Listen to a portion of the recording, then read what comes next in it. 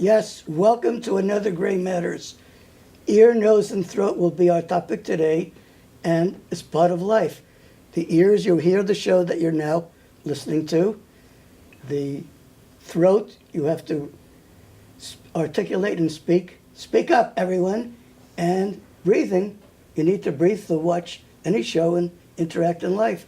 So today we have a distinguished panel of ENT experts from the Willamette Ear, Nose, and Throat Center over on River Road, right near Minto Brown Park. You pass it sometimes on your way to the park, and we're going to get their distilled wisdom of roughly, I don't know how many years all put together, but this entity has been around for 57 years, not quite like Heinz variety of 57, but we'll have a variety of doctors. We're going to count off. Dr. John Donovan is from what state? Missouri. Dr. Bruce Johnson? Born in Cincinnati, raised in Portland, Oregon. Okay, Cincinnati, go ahead. Clark Thompson? I'm from Iowa. Iowa, the Midwest. Nevada. Okay, it's a little closer to home here. I'm from Oregon. Oregon, see? So you have diversity, geographical diversity and all. And we're going to structure our chit-chat forum interview with 4 M's. First M is mission. What's the mission of Willamette ENT? Then the mythology. What are some of the popular myths that the public carries around about the ears, nose, and throat and the treatment therefore? And then we're going to go on machinery. What are the modern machines that use and how we've evolved to come of age in this modern era? And we're going to talk about the mechanism, the methodology of some actual treatments and surgeries, so we learn a little bit the inside story. So here's to Willamette ENT. Let's start with Dr. Thompson, because he is the senior member of the cast here. And tell us a little bit first about the mission of ENT, what you do there, and what have been some of the radical or not so radical changes since you've started out here with this center. Yeah, as ENT physicians, we take care of disorders of the ears, nose, and throat. Mm-hmm. And we have one of our partners also does facial plastic surgery. So it's quite a wide range. We take care of all ages, from newborns all the way up to people that are in their hundreds. Mm-hmm. We take care of both males and females, so it's a very diverse population that we take care of, and that's one of the things that really attracted me to this field. We have a very active practice in medical problems as well mm-hmm. as surgical problems. So a big part of our practice actually is medical issues that we can take care of in the office. Good, yeah. We're going to get into the one-stop shopping, which is sort of the mantra of your particular center there. I'm going to ask, because you brought up all ages, so I'm going to have you each talk about a different bracket of the lifespan. We'll start with, not that Dr. Donovan is a specialist on babies, but talk to us about some of the common issues that babies and toddlers face if they come to your clinic. What would they be like? So newborns sometimes have a little flap of skin that doesn't let their tongue create proper suction for a woman's breast. So we sometimes can see babies who are 1 or 2 days old to clip this little frenulum. Then ear infections are common in children, and that leads to hearing loss. And then hearing loss can lead to speech delay. Mm-hmm. So we are kind of the experts on diagnose if they have a speech delay. Do we need to put a set of ear tubes in for either infections or speech delay? And then tonsils and adenoid are lymph nodes. So they can enlarge with every kid's routine viral infections. And sometimes that leads to severe snoring in the young child. And poor sleep quality leads to daytime problems, irritability, sometimes attention deficit disorder. So the next thing we can do is evaluate patients for that. And in the young child, the tonsillectomy and adenoidectomy works more than 98% of the time and to solve that problem. Let me follow up with that. When I was a little kid many years ago, tonsillitis was a big, big deal. A lot of people went for correcting their tonsils.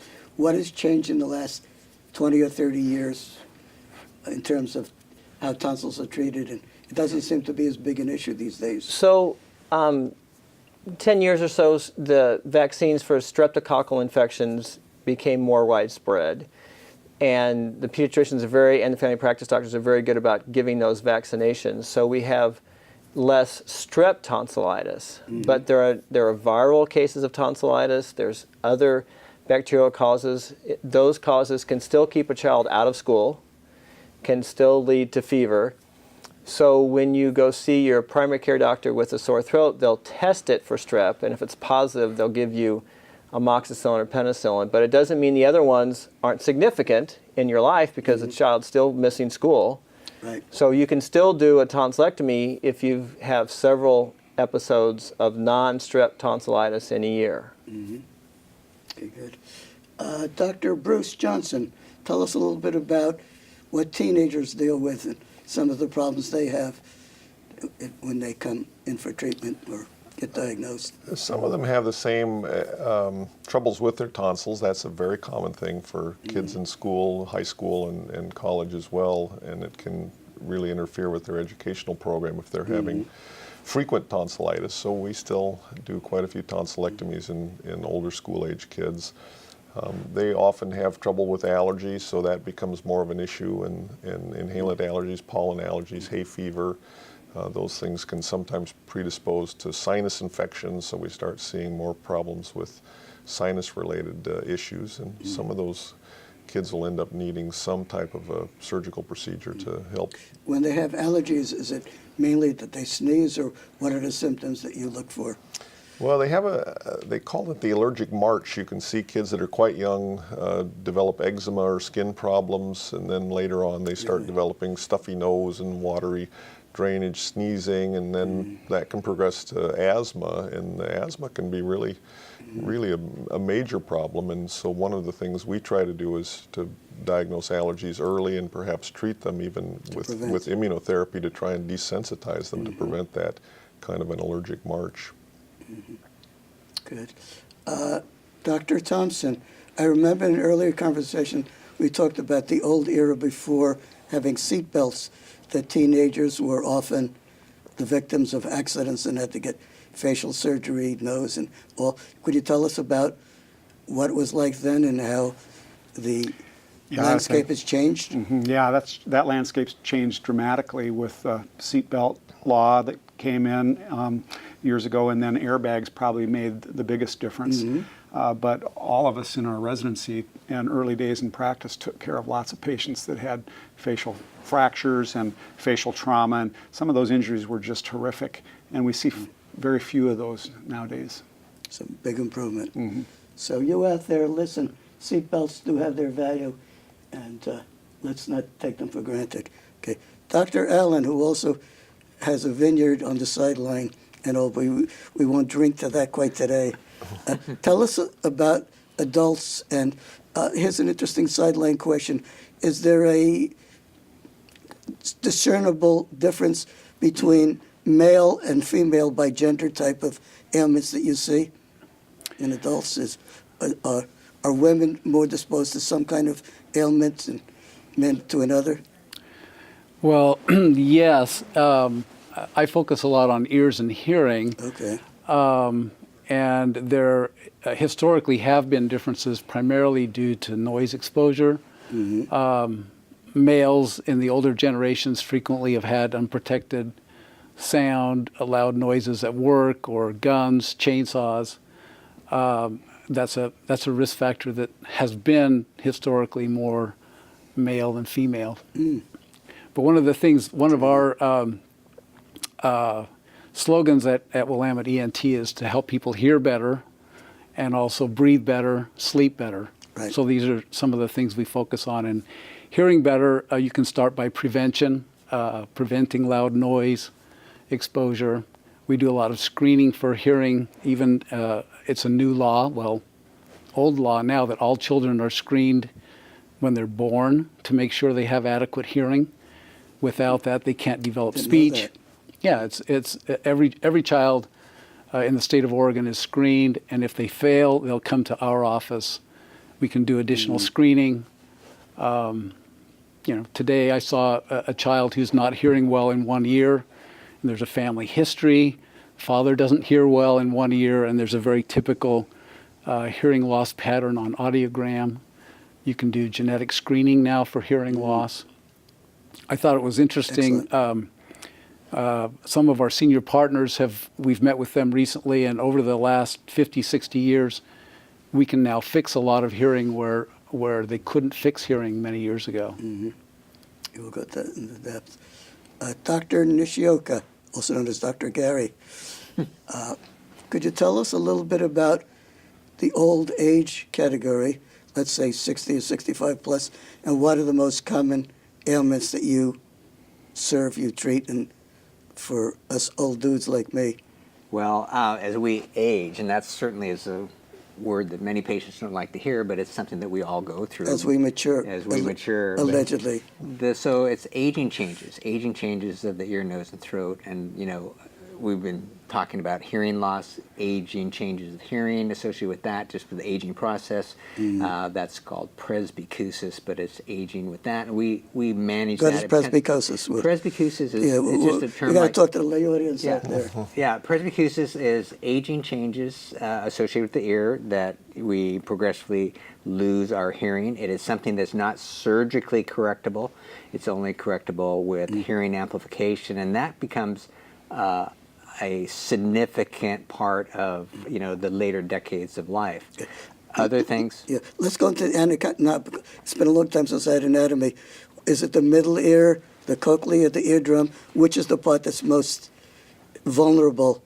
It is primarily a structure called the cochlea, which is basically, you can think of it It's like a snail. It is. You can think of it like the computer chip processor of the ear. It's a neurologic or electronic center, and it converts the air pressure sounds to an electronic signal for your brain, and that is the site that we have problems with with the aging process.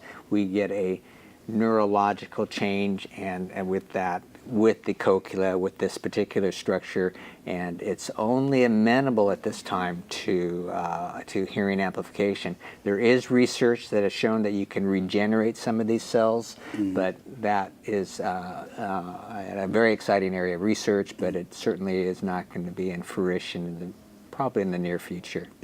I've heard cochlear implants.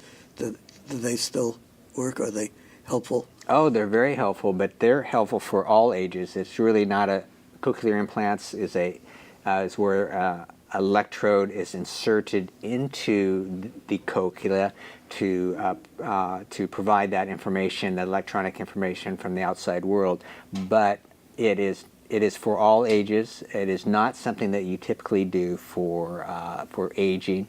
It's only for patients who have a very severe hearing problem, but it spans all age groups for that treatment. But other changes is basically age-related things. We see a lot of patients that have throat issues, swallowing problems. We see nasal issues where there's aging changes that we see are very common.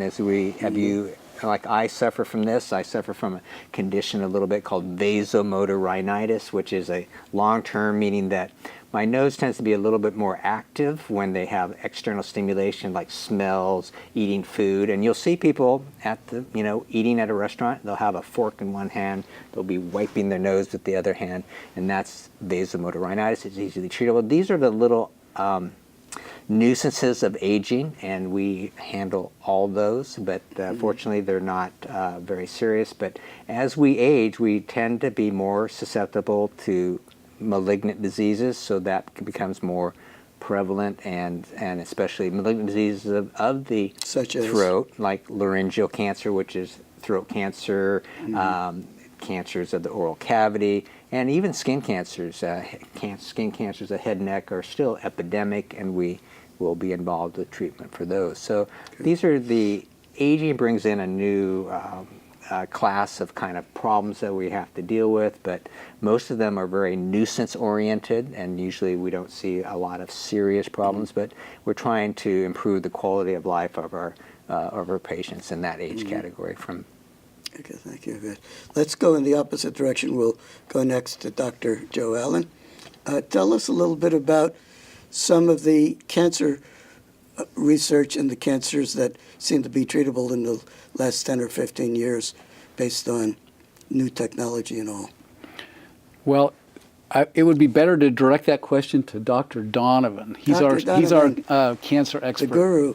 Okay, so risk factors for head and neck cancer in the throat would be any tobacco use, whether you chew it, smoke it, alcohol, and then what's happened the last decade is human papillomavirus, which you acquire in middle school, high school, or onward, can infect your tonsil tissue, and it sits dormant for 30, 40, 50 years, and then it can start a small cancer in your tonsil or the back of your tongue. It usually presents as a painless neck mass approximately right here. And people who don't have smoking, drinking history can still have this. In fact, the majority don't. So they'll tend to delay their diagnosis. They'll say, oh, it's nothing, doesn't bother me. Or they'll go to their primary doctor and get one course of antibiotics, it doesn't change. So that's been an easily quadrupling of that rate of tonsil cancer in people who have a low risk. So our National Academy just came out with national guidelines this year, and for someone who has, a neck mass of 2 centimeters, which is about 3/4 of an inch, in this area, should get it checked out and should continue to see someone until they have a diagnosis. Okay, so that's a new change we have to worry about. And on the flip side of that, the way that we prevent this is we have all our preteens get the human papillomavirus vaccine. So we give it to them in 2 or 3 different sessions with your pediatrician or your family practice doctor. We don't stop halfway. There was a worry that this would lead to sexual promiscuity, and that's been very much debunked. This virus, for some reason, gives cervical cancer in young women, and it gives tonsil cancer. The ratio male to female is about 6 to 7 to 1 in middle-aged men. So we want to be diligent on following through on a neck mass that seems to grow painlessly, and come see us and we'll take care of it and diagnose it for you. Wow. Okay, thank you. We're going to turn now to mythology. Very interesting thing. The public often has some superficial, not really correct notions, ideas about all fields, including medicine. And I'm going to start with Dr. Johnson, and I'll have each of you share 1 or 2 of the myths that you've encountered out there and set the record straight. Go ahead, Dr. Bruce. The most pervasive one is that all ear pain represents an ear infection. Every day we see people that have been into the emergency room, been into their other doctor, the urgent care, and complain of ear pain, and somebody looks in there and the patient says, I've had 50 ear infections in my life and I've got another one, and they look in and say, I think you're right, and they give them some antibiotics, and they finally come to see us, and we look in there and say, well, no, you really don't have an ear infection. You've got a problem with your jaw joint, or you've got a bad tooth or something that's giving you this pain. And we spend hours talking people out of diagnoses that have been inculcated in them over a number of years, and it's sometimes a difficult thing to discern. But if somebody doesn't have a lot of hearing loss with it and their ear is hurting, they want to probably have somebody do a good, careful exam and maybe go to an ENT doctor and have them take a look, especially if this has been a recurrent problem. Let me follow up on that. I remember there's something called the eustachian tube, and I believe it's a connection between the ear and the back of the throat. Do you want to explain what its function is and how they interact? The eustachian tube does help to open the middle ear into the back of the throat. It's where the air comes to ventilate your middle ear space to allow your eardrum to move. And A lot of us don't appreciate. you don't what it's doing. appreciate your eustachian tube unless it's not working. So if it doesn't work, you'll have trouble traveling over the mountains. You'll have trouble in a plane flight as the plane descends. Okay. You'll never But be people able to don't usually scuba get a dive. diagnosis and check out their eustachian tube as part of the regular exam. Well, there are indirect ways to look at the eustachian tube function, and people that have had years of problems with it, now there are treatments even using a small balloon to dilate the eustachian tube and restore some function where they have had problems for years. So. Okay. Those of you who aren't familiar with these terms, go Google it on your machine and see what it's all about. Dr. Clark Thompson, tell us about some of the mythology in terms of ENT medicine that you've encountered. Yeah, there are quite a few of them. Another common one that we see is facial pain or headache that patients assume or think are due to a sinus problem. And it's a whole array of things that can cause facial pain and headache. And unless there's purulent nasal drainage, a history of recurrent sinus infections, it's usually not a sinus problem causing facial pain or headache. What are the main? Well, it can be alternate causes? atypical facial pain, which is neurogenic. The headaches can be migrainous or migraine-oriented. It can be a dental problem. Dental or mental? Dental, mental, yeah. So it requires a thorough exam and workup, and sometimes getting imaging studies and other tests to help figure that out. Okay. I hope you our friends at home are taking notes on this, because we're going to give you a quiz after the show is over, so we want you to score at least an 80%. Okay. Yes, Dr. Allen, tell us your favorite mythology that you would like to carve into history. Well, two of them come to mind. One is the sense that you can tell whether or not you have hearing loss. Many times we can, but a lot of times it's your friends or family who will start noticing difficulties with communication. It's one of those things, sort of like getting your eyes checked as a child. You don't necessarily know how bad it is unless it's thoroughly evaluated.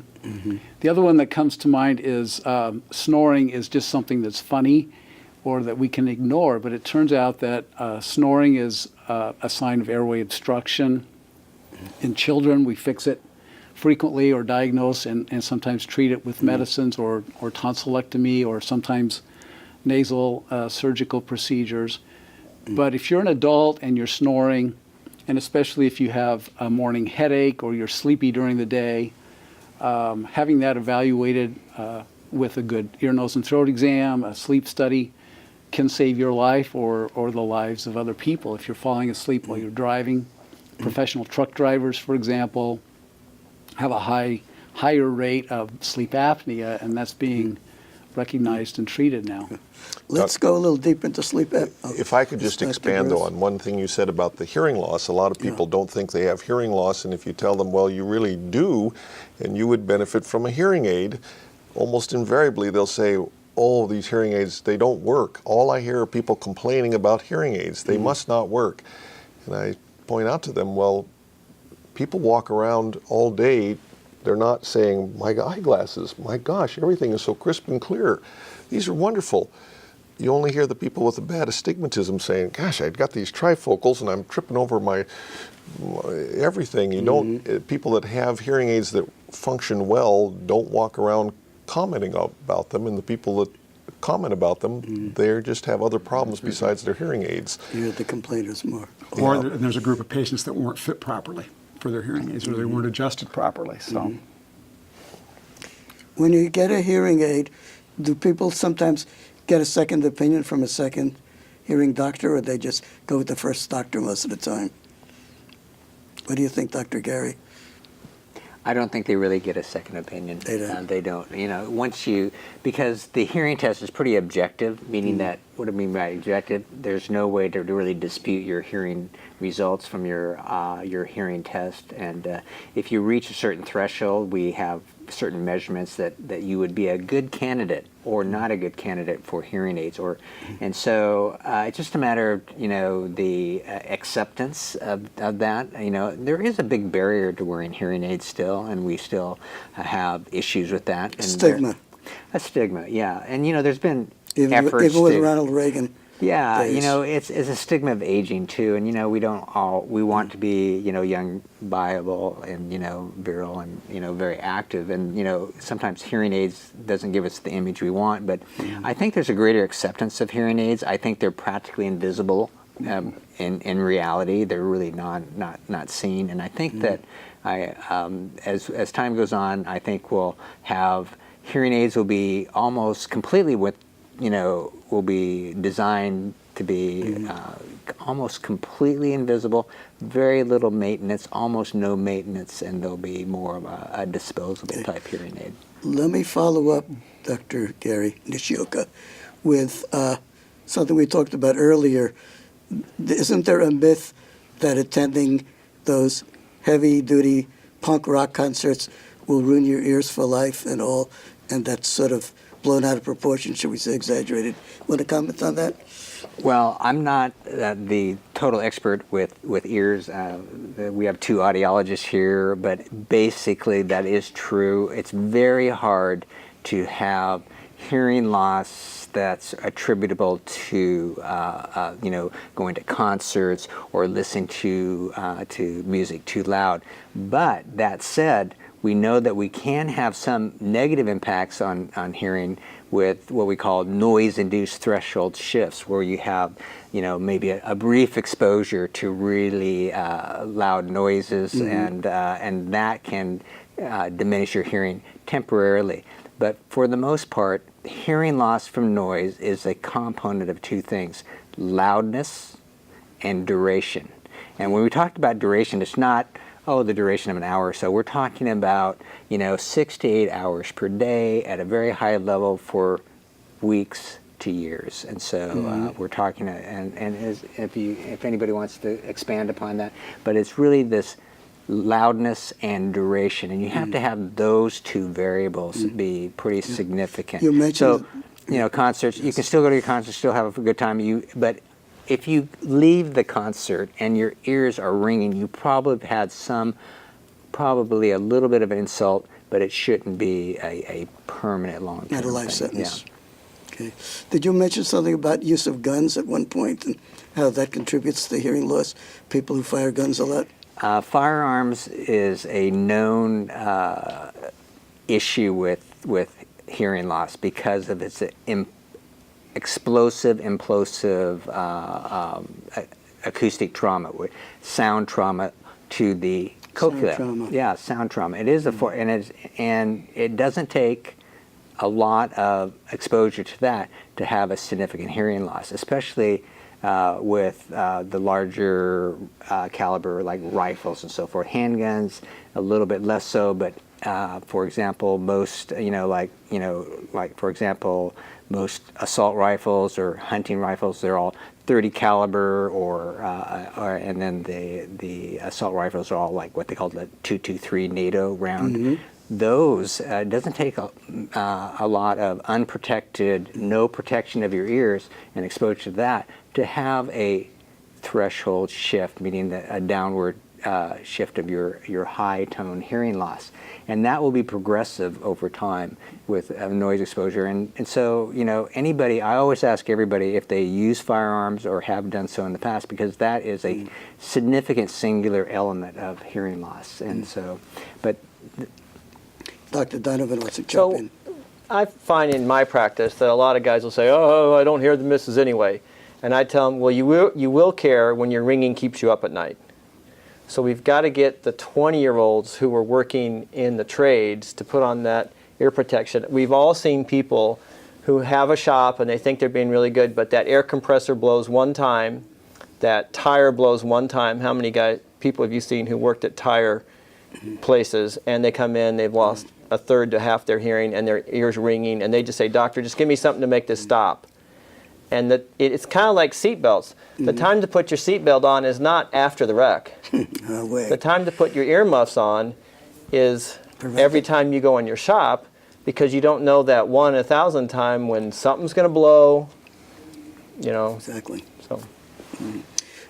Which of you have been in the military and have used guns militarily? Anyone here? Yeah, I served in the Air Force. Did you get? I was an target officer, rifle so practice? we qualified with handguns. And, Is that noisy or not much? well, yeah, I mean, but obviously in those settings, you wear protection. So Okay, good.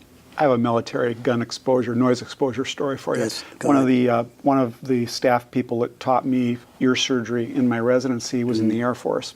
He didn't shoot guns. He wasn't an outdoor person. He didn't have any significant noise exposure, except that during his first year in the Air Force, he had to qualify on the target range. He shot 6 rounds of ammo with no hearing protection.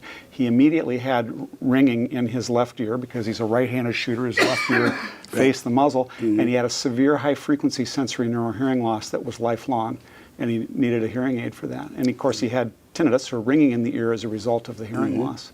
So some people have incredibly sensitive ears compared to others, and noise exposure that might not bother me or hadn't bothered me, because I've had more noise exposure than he did, really caused him a major problem. Yeah. Let's turn to the nose and breathing and the era of air pollution. Do any of you want to comment about diagnoses you've made that might be air pollution induced or contributed to it in terms of patients you've treated? Keeping confidentiality, of course. We saw a big uptick this summer with the forest fires in Oregon. Yes. Patients coming in with sinonasal complaints, increased sinus infections, nasal congestion, allergies. There were a lot of allergens that got carried in the air from the fires that then blew with the wind into town and really caused a lot of problems for patients. Now, ozone is a big trigger for asthma, right? So you see that in air polluted cities. The Beijings, places like that. Salem does not have a high pollution rate, I don't think. Not usually, Portland with the probably a little fires. more. Dr. Bruce, did you treat some clients, patients who were victims of breathing in? Well, polluted air? I'm sure I did. There was everybody was complaining of the smoke when they came in to see us. Their throats were irritated. There was more hoarseness. It really was a common complaint for both ear problems, nasal and sinus problems, and throat, voice.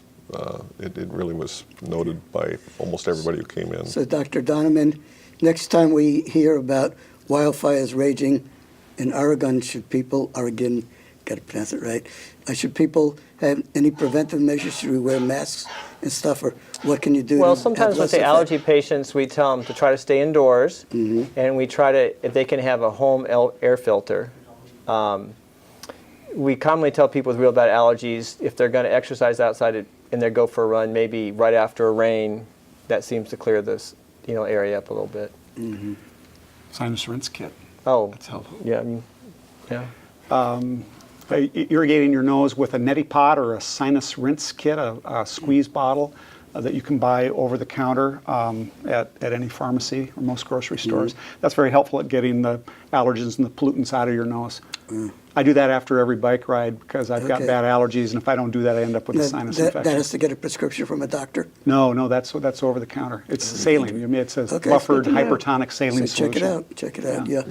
That's a good segue transition into some of the modern machines and the technology of ENT. Dr. Gary, tell us about some of the things from imaging and the other, and let's try to explain it in layman's terms in the 10 minutes we have left.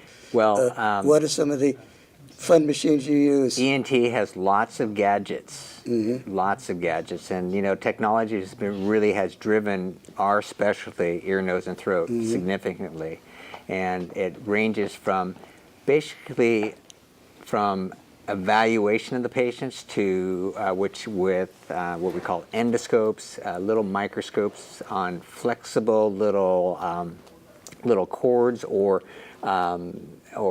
what we call rigid little devices that are like little rods. Allows us to do almost microscopic examination of most areas, even the ear and nose and throat. In the office setting, we have the ability to do with regards to, let's take one particular section, sinus surgery. Sinus surgery has seen a tremendous change in the early 90s, what we call endoscopic sinus surgery, with the ability to examine and precisely visualize the areas that you're operating. And now we can marry that new technology with the patient's x-ray, a CAT scan, and we can actually follow everywhere in the patient's anatomy on a TV screen using their anatomic structures from their x-rays. So these things are real major technological advancements, miniaturization of things to do, for example, sinus surgery. We have the ability to do specific, address specific anatomic areas, and you probably have heard this ballooning of the sinuses. We have the capacity to do that in selected patients. So ENT has had the pleasure of technological advancements with regards to instrumentation, and even and we expect that to continue. Good, okay. Let's bring Dr. Eshelman, who's a retired, what would you call it, a geriatric level I would say specialist in there. I would say a deeply retired, Retired, okay. otolaryngologist. Welcome aboard, you just joined us. And tell us a little bit about some of the amazing progress you've seen in the new technology from when you started out to when you officially retired and left the field. What gadgets, what technology most impressed you? I think the most impressive changes that occurred during the time I was in practice, and I finished my training in July of '71, and I retired almost 15 years ago. Okay. The most impressive changes took place in some of the things that Gary just referred to, and that was the ability to see into places that we could not see into before, and you had to learn to kind of work in some of those areas by feel, by knowing how far you were involved in the nose or the sinuses and so forth. I think we mentioned the other night that one of the things that was a big part of our practice when I first came to Salem in 1973 was facial trauma. We essentially always had somebody in the hospital, one or two people, who had been involved in major facial trauma. And the ability to visualize the amount of damage that occurred, to the facial structures with the standard X-ray techniques that we used at that time was really limited. And I will never forget going to a national meeting probably 5 years after I arrived in Salem, and I saw my first CT study of the facial bones, and that had been involved in a fracture. And it was just dramatic to be able to, to see really what you were dealing with. A whole new era. So I think that would be the major changes that really made a difference in the way you practiced was, number one, the ability to image things over the course of the years, not only with CT scan, but then progressed on to the MRI and so forth.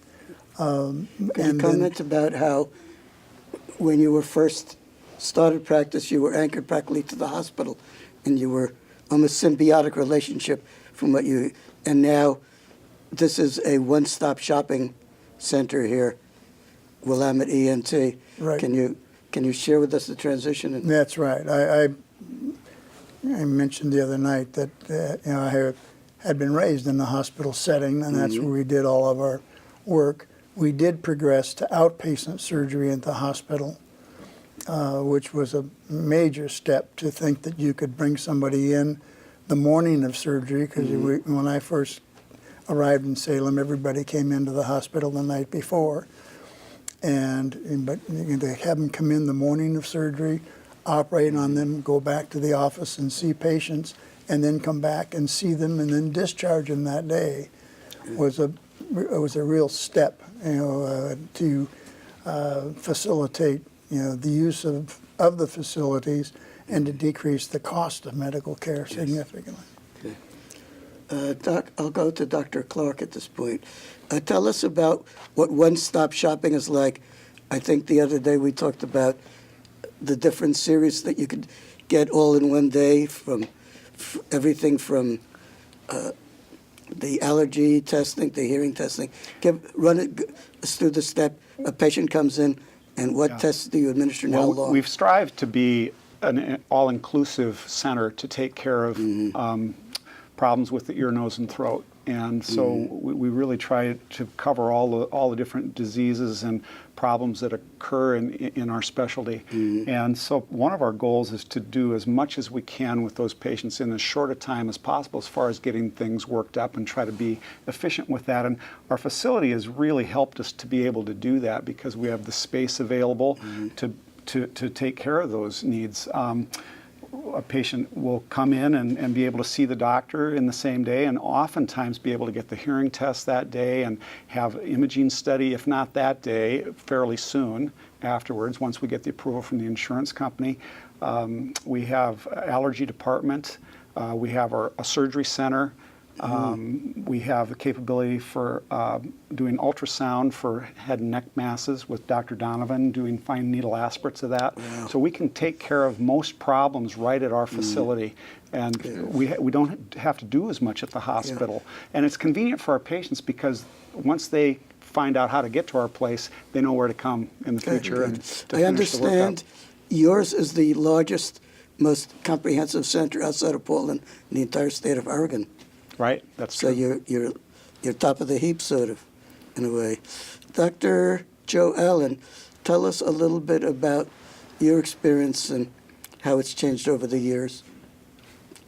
From when you started to now, what's been your most significant pleasant surprise? Along with what Dr. Eshelman said, I can remember the very earliest CT scans, which were very fuzzy.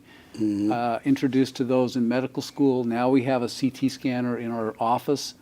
In 10 seconds, we can completely evaluate the sinuses, the ear, the temporal bone, and make an appropriate diagnosis. I had a patient a few days ago who had spinal fluid leaking out of her ear. We were able to do imaging and have that patient evaluated pretty much right away. So we can take care of very simple problems and very complicated problems. Dr. Gary, tell us, what's your website? You have a website where people can look. It's entsalem.com. That's all you have to place. ENT at salem.com. Okay. Well, I'd like to put in a plug for advocacy for all doctors, because I face this myself. I would like to have, maybe required or mandated, that each website that lists the doctor's name and the internship and the medical school also lists the CME, continuing medical ed courses that you've taken in the last 2-3 years, because I think consumer shoppers out there need to know what recently you've learned and studied beyond medical school, which could be 15, 20, 30 years down the line. What do you think about that, Dr. Eshelman? I think that medical I think that including a person's training would be a very worthwhile part of somebody's statement as a website and so forth. I'm not certain that I would be in favor of saying what courses they've attended in the last year or two or whatever. Some courses are very difficult to judge as to the quality of the course, and that you might actually look through a series of courses that you attended that really did not provide a great deal of help in your practice. So I would not include that, but I would include, where one took their undergraduate medical school training. That's so long ago. I just want an update. Anyway, any closing statements from our esteemed panel here. We'll start with our most senior physician at large. Closing statements to the public. Yeah, What should they know about Hear Ye, Hear Ye? I think that the use of amplification for people who have hard of hearing is something that has been not utilized to the degree that it should be, and I think that it has a significant effect upon one's way of life. And as more studies are coming out over the past few years, that indeed appears to be the case. Good. Closing statement. I think what our practice has strived to achieve has been to treat people more quickly, more effectively, and with less time off work and away from their family, and that's been a major focus and I think a major accomplishment in the last few years. Good, wise conclusion. Well, I think my would be Thompson. that if a person has a medical problem, get it looked into. Don't delay. Get in and see your primary care doctor and get it looked into. Don't ignore it. Delay in diagnosis is an issue. Yes, okay. For me, it would be preventive. As we get older, take care of yourself, exercise, don't smoke, protect your ears, and Have a glass of wine once in a while. have a glass of wine every once in a while, in Re- moderation. Red, white, or pink? All of the above. All of the above. Dr. Gary. I just want to say that all the physicians at Willamette Ear, Nose, and Throat will always strive to do the very best for the patients that they see, and we will. That's one of our most important mission statements is that we will do our very best for the patients that come in to see us. And Dr. Donovan. Donovan. Oh, give us the phone number so if anybody out there wants to bug you and call. So it would be 503-581-1567, and we'll answer it and get back to you. Okay. Closing words? We always try to have you breathe better, sleep better, feel better, hear better, and we try to celebrate a medical cure as much as a surgical cure. Thank you. Carry on. Bye out there in viewerland. We've done it.